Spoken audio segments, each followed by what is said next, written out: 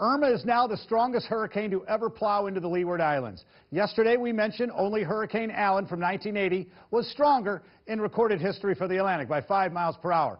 Irma today, however, has surpassed Allen by continuing to churn for over 24 hours with winds above 180. Allen never did that. We are going to get in closer now and take a look at this massive eye that was 23 miles in diameter. Yesterday expected it to swallow up Barbuda, St. Martin, Anguilla. Communication is out. Power is out. Until the back edge slides through these islands, aircraft will not be able to get up to assess the damage from above. I'm sure civil emergency management crews are on the ground trying to assess the damage, but we have had no contact. The system is moving at 16 miles per hour. Remember, Harvey only moved at 2 or 3. We could outwalk it. But on Barbuda, if you look at the winds, gusts 118, 27, 131, 151, 154, 155, and then the instrument broke. That's how massive the storm is.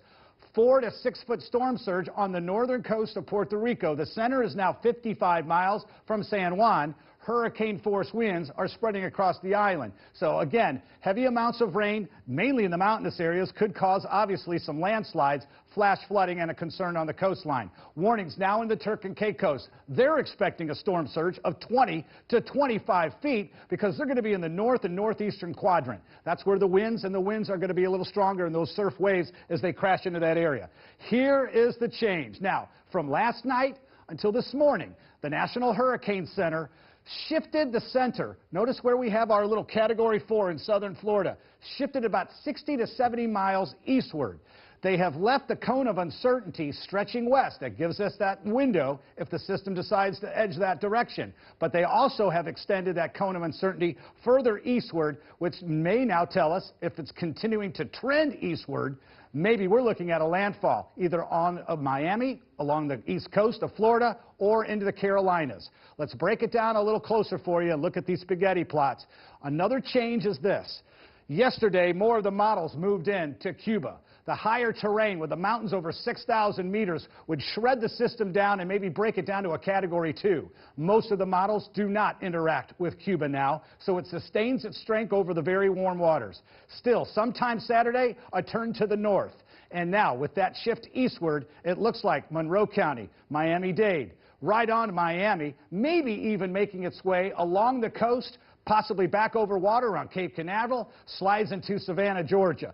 If I show you quickly what the models are doing, again, let's just go ahead and pull up the U.S. and the European. They're on top of each other right now. Let's put this into motion. You're going to see no interaction with Cuba.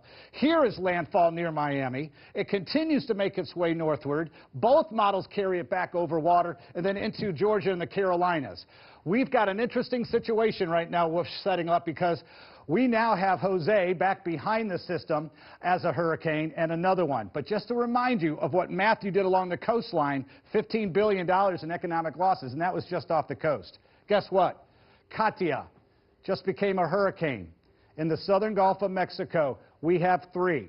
It has not happened since 2010 when we had Carl, Julia, and Igor, I believe it was. But Jose may become a major category, follow suit, and come very close to those northern islands again of the Lesser Antilles before turning northward. This is getting crazy, Wolf.